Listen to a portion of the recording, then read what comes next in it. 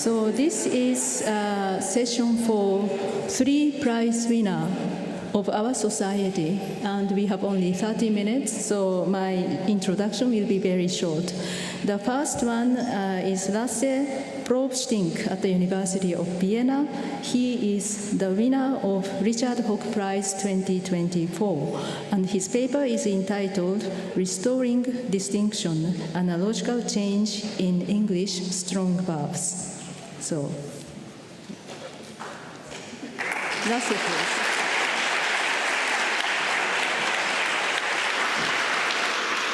Thank you.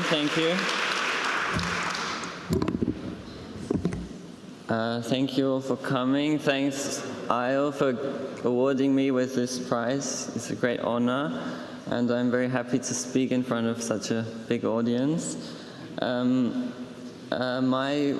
I was trying to make my work quite empirically detailed, and I was also working with a methodology and a theory that is not like the most commonly used. So it makes it a bit difficult to present my paper in 10 minutes. So I thought I will just give kind of more of a flavor of what I did, and so that you kind of know what I was doing without going into really the kind of interesting detail that I would also like to discuss. Yes. So in my paper, I argue that analogical change occurs to avoid syncretism between present and past forms in English strong verbs. So this is like the general hypothesis, and I will now kind of lay out in a little bit more detail what that means. Yeah. So analogical change or analogy is a general concept not limited to linguistics. It's about noticing patterns and drawing parallels between different concepts. And then in linguistics, it is the meaning is kind of specialized to talk about language change. In my case, I'm kind of working in the field of morphology, so it is analogy occurs in kind of word formation, so that one word changes its form following the model of another word. And the example I brought with me, I took from David Fertig, who is one of the big scholars of analogy, and it is kind of an English neologism. It's the word lip sync, where you can kind of notice from the phonological structure of the word that lip sync has some similarities with sing, and then you can kind of analogically generate a past tense form lip sang or lip sung in analogy with sing, sang, and sung. Okay, and then the second words that I want to explain very briefly is syncretism. So this is when there are two forms that represent different morphosyntactic categories of one word that are the same, they are merged, they are homophonous. In this case, I took the example of English present tense, present simple verbs. So I speak, you speak, we speak, and they speak. They all have the same form, but of course not he, she, it speaks.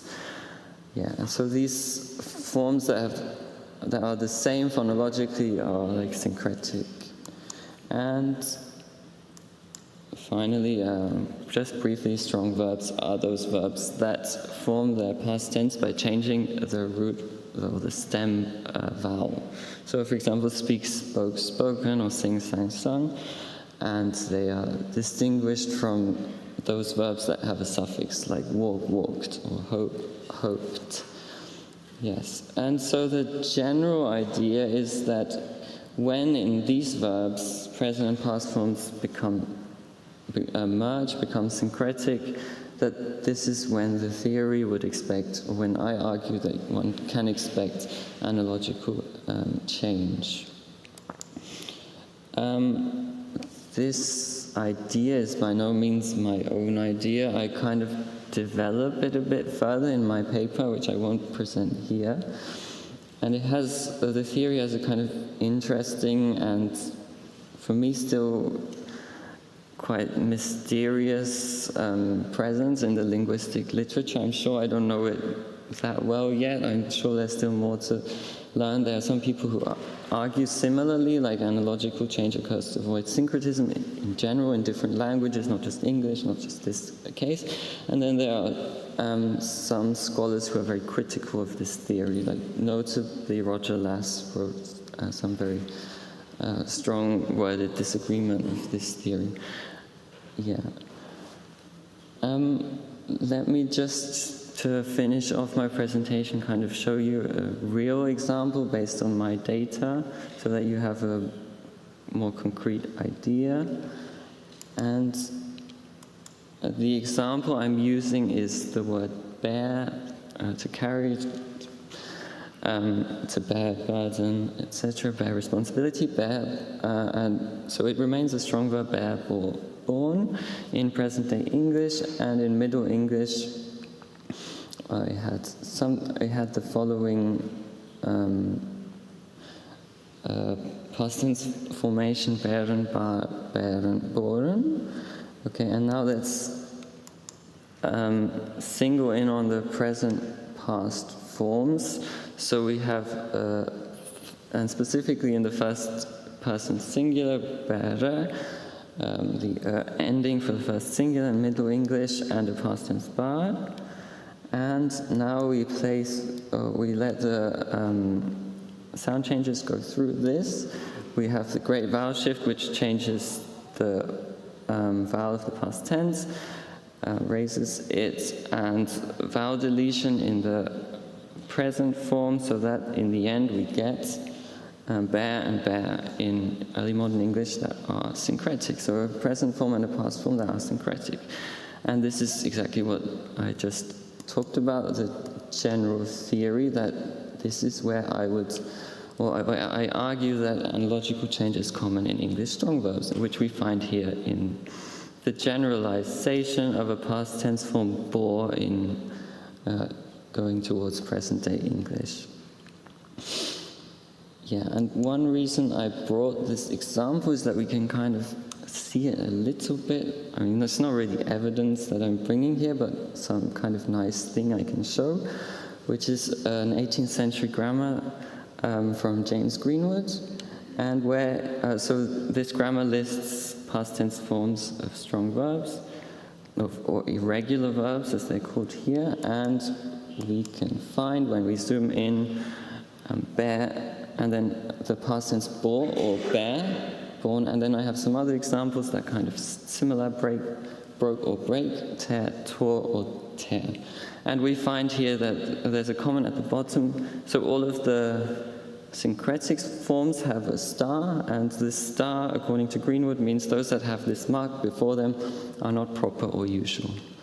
And so this is just a nice thing. You can see where the old form still kind of exists, but it's already clearly marked as not proper or usual, according to Greenwood.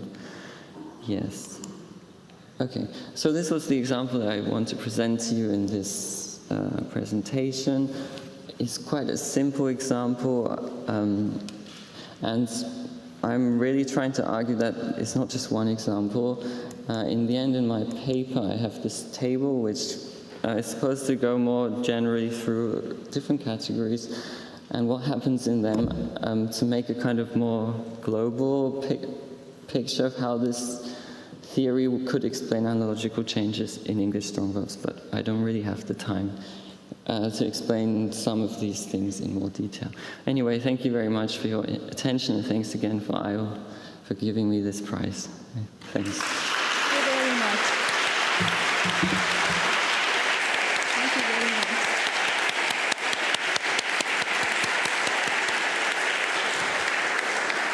So now we would like to move to the second.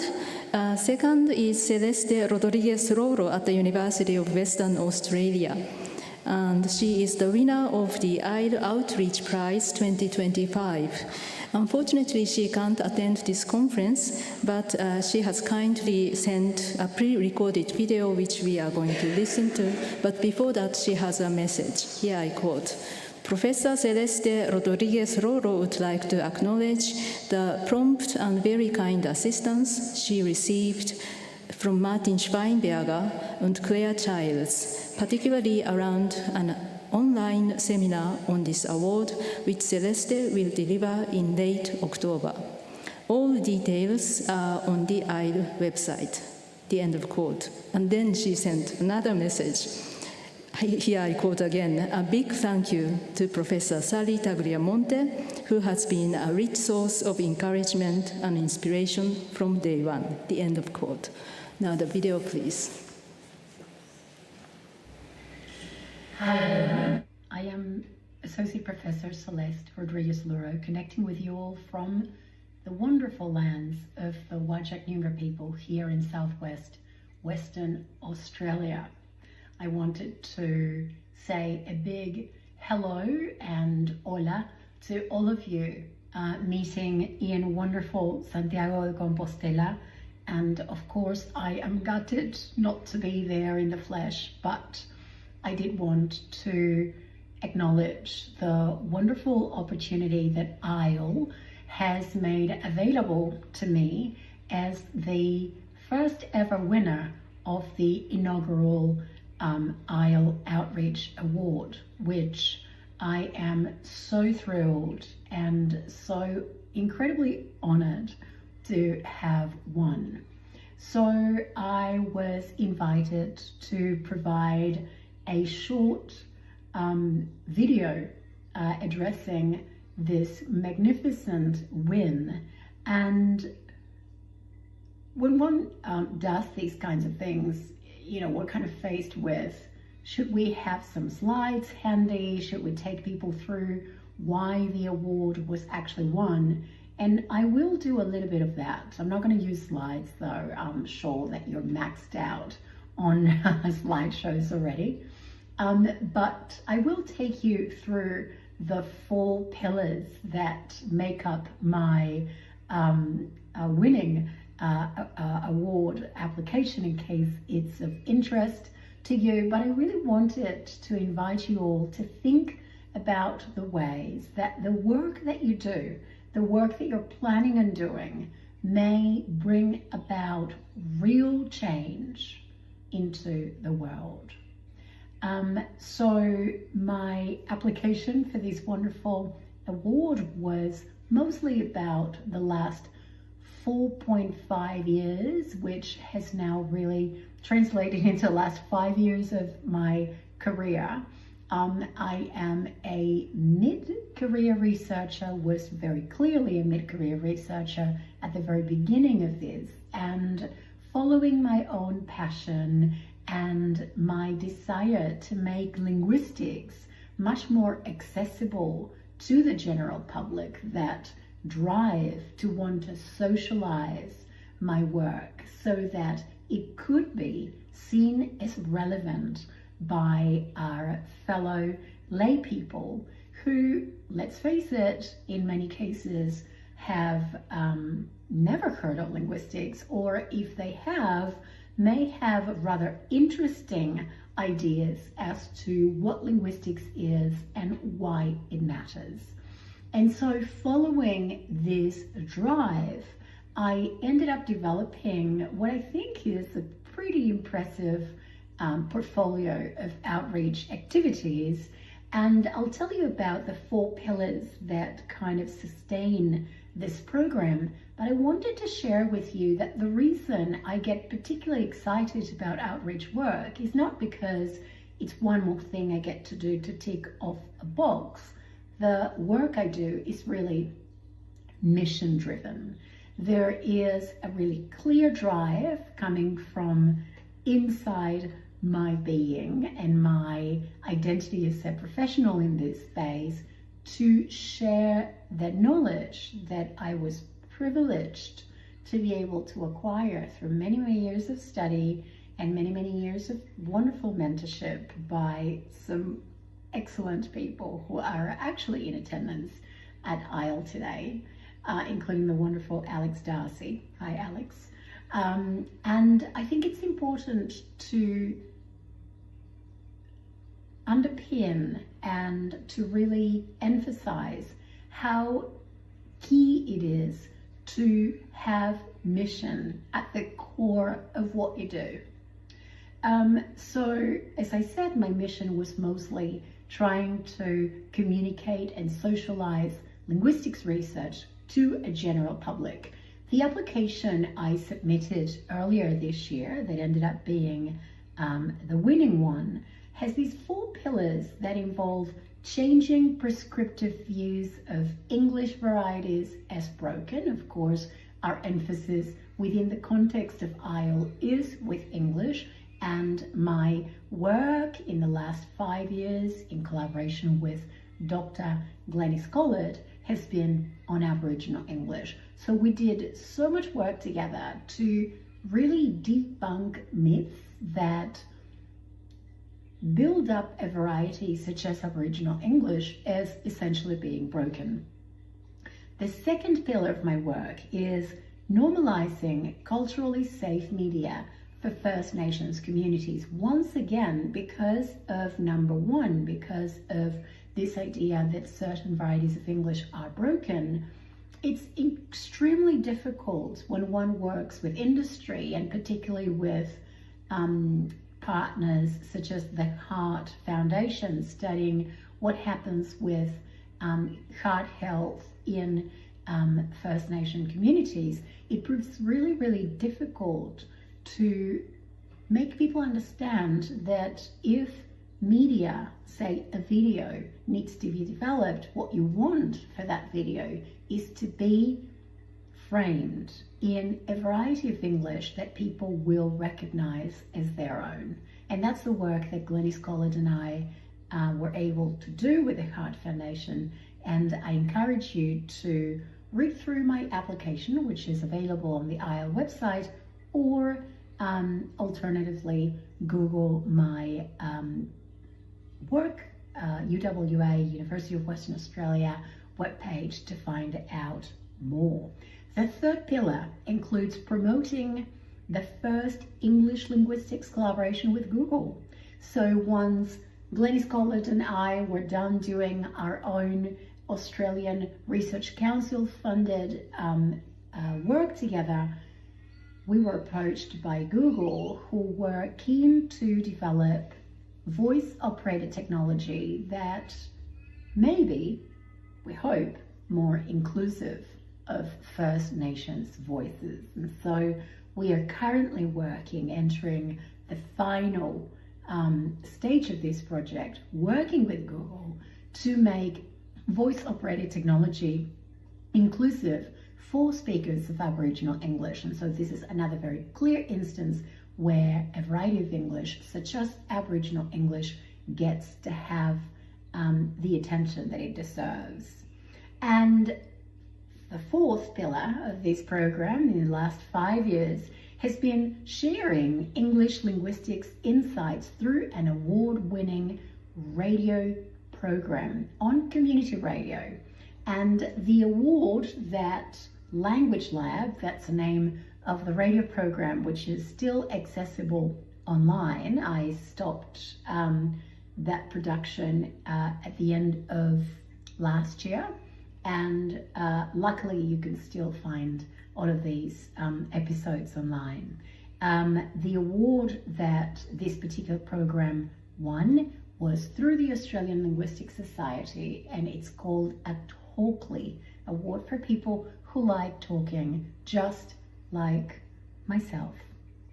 And so thank you so much for this wonderful opportunity. Thank you to Maria Jose and the team for the opportunity to appear on your screen. And I wish you all a wonderful conference. I wish you a lot of learning, but most importantly, I wish that whatever your mission is gets fully ignited in Santiago de Compostela. Adios. Thank you very much. Actually, Celeste has asked her colleague Madeleine Louis to give a short message. So, Madeleine, please. 1-minute bonus add-on, because since it's unfortunate Celeste couldn't be here, but I'm here, so I can kind of be boots on the ground. I thought we could take this chance. I'd like to give a bit of expanded context as to exactly what Celeste has been achieving. We're a very, very small group at UWA. We're tiny, actually. We like to think we make up for it in vibrancy. We do punch above our weight. We're like the mouse that roars, but we owe so much of our vibrancy and what we can do to Celeste and her work. We're all very excited to be part of what she's been doing. But I wanted to just make the point that many sessions that I've been at over the past few days, we have been recognizing the incredible value of actually looking at small data sets and deep diving into small corpora, and how you can from that you can grow ideas into big things. And I think that's kind of a metaphor for what Celeste has been able to do, creating a space that is culturally safe and respectful for some of the world's most marginalized people, speakers of Aboriginal English, while maintaining extraordinarily high standards, academic standards, and rigor. It's just been amazing, and we're so proud and excited to be part of it.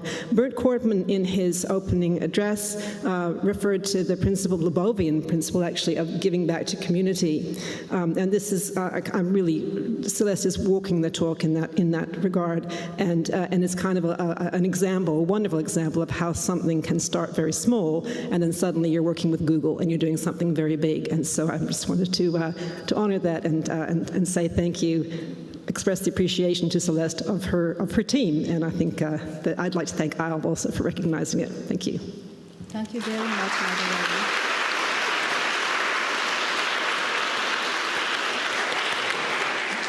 So the last is Julia Schlüter at the University of Bamberg. She is the winner of the IEL Teaching Innovation Prize 2025, and her project with Katharina Deckert is entitled Empowering Non-Native English Language Professionals.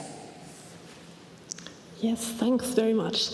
So thank you for giving me a chance to talk to you all, and I have an offer to make. Those of you teaching corpus linguistics, why don't you lie back and relax a little next semester and let the Core Plus package do the teaching for you, at least when it comes to the workings of how to do corpus analyses. And if you haven't been teaching corpus linguistics so far, why don't you start? So basically the idea, I've been doing this for a while because it's been said that corpus consultation is very useful. Actually, the title of my application goes back to a paper by Christian Meyer as early as 2002, empowering the non-native English speaker and German English departments or something like that. Sorry, I don't remember the exact title. But this empowerment idea is something that corpora are just ideal for. It's been said, however, that there are too many obstacles to the widespread use of corpora, so technical problems like free availability and internet access, inadequate skills in referencing routines, reluctance to acknowledge linguistic variation among teachers and students. I would say that the technical problems should have been largely resolved by now with internet access and free online platforms. The inadequate skills are probably a problem. That's what I'm trying to address with this self-learning package. The reluctance to acknowledge linguistic variation is certainly a big matter as well. Can also be nicely addressed with the help of corpora, as I was trying to show in yesterday's paper. The corpus skills still an issue. And this project is entirely based on open educational resources. Many people need to be thanked for this. So, for example, Mark Davis, who's doing an amazing job providing this englishcorpora.org platform as a one-man thing, basically. There is Jürgen Handke, who helped us with his virtual linguistics campus. And there is Karina Großmann, who isn't here, and Katharina Deckert, who's been a project member from the very beginning, first as a student assistant and then now as a PhD student, and she was going to be here anyway, so I thought I'd just bring her along. So it's all open educational resource. The goals of this are improving writing skills, language awareness, enabling learners to reach an objective data-supported judgment, practice and routine as corporate literate learner researchers, applications that our alumni and alumnae can use corpus literacy for will be things like proofreading, copy editing, translation. Especially those becoming teachers might also get engaged in curriculum development, materials design, materials criticism, and last but not least, lifelong learning to keep up with the multifaceted and ever-changing nature of English. The course, just to show you what's in the package, starts with some basic units. Then we have some applications targeting everyday problems that non-native or maybe also native users of English may be confronted with. For example, what's the difference between similar words like intense and intensive, prepositions, always a hot topic, right? Typical for, or is it typical of, as we learned in school? Can I write approaches differ starkly? Is it tendency of doing something or tendency to do something? Can I use pretty strong in my essay? Does family combine with a verb in the singular or plural form? And things like that. And the package contains some demo videos. This is Sam, our avatar, who does all the hard work for us. Then we have interactive exercises that I liked very much, thanks to Jürgen Handke. I think they are really nice.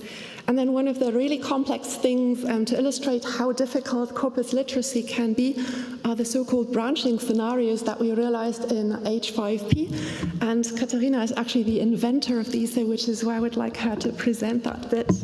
Yeah. So, sorry, I'm a bit shorter.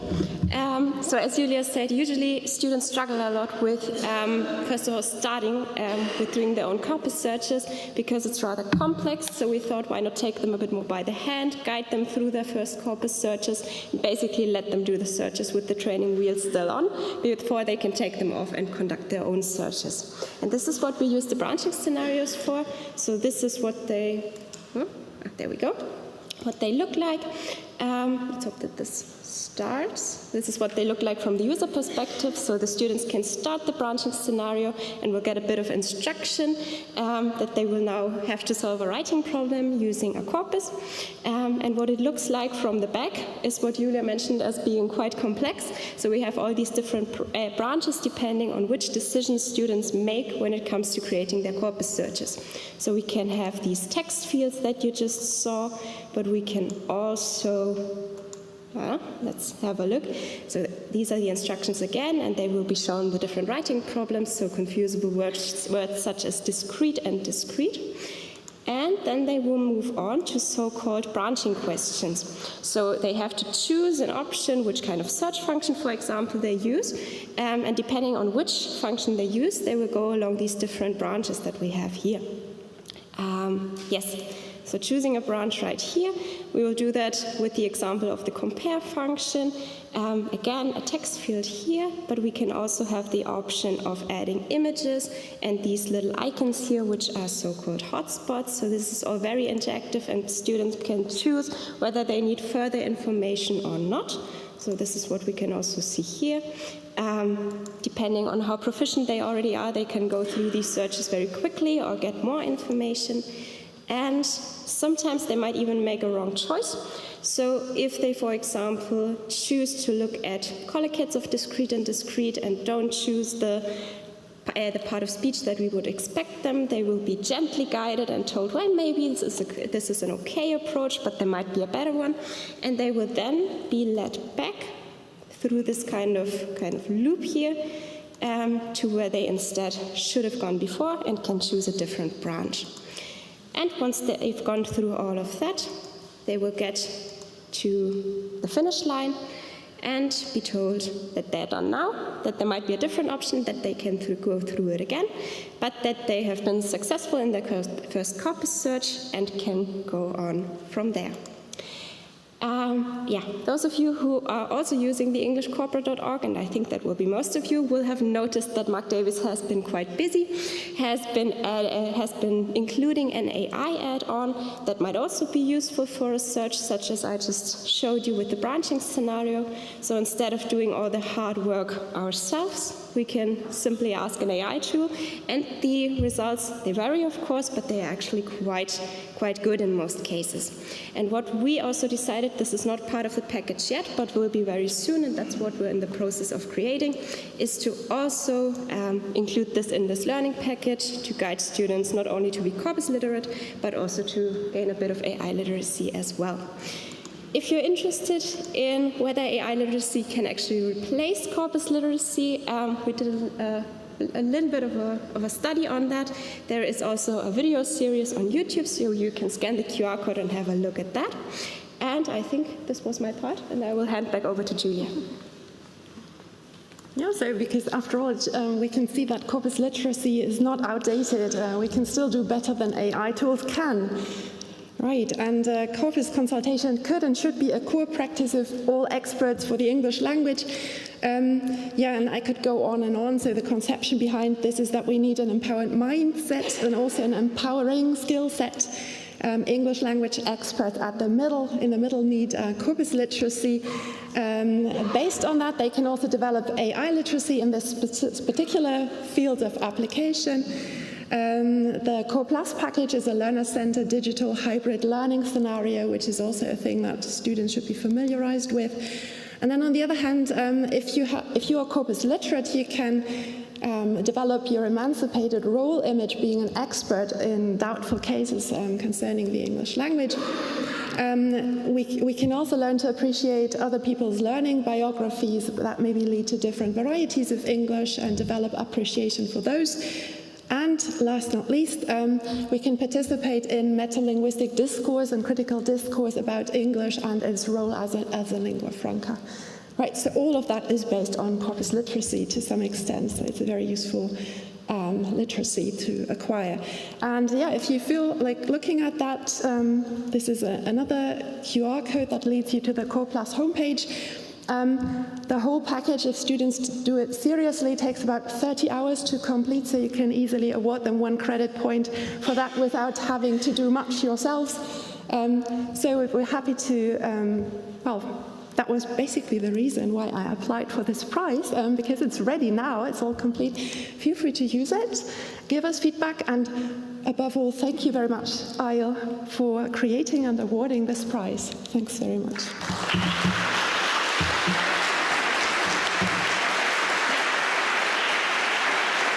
Thank you very much. As we have run out the time, I think we don't have time for questions, but perhaps you can exchange your opinions during lunchtime. So we would like to close the session, but before that, we would like to thank all the presenters once again. Thank you very much.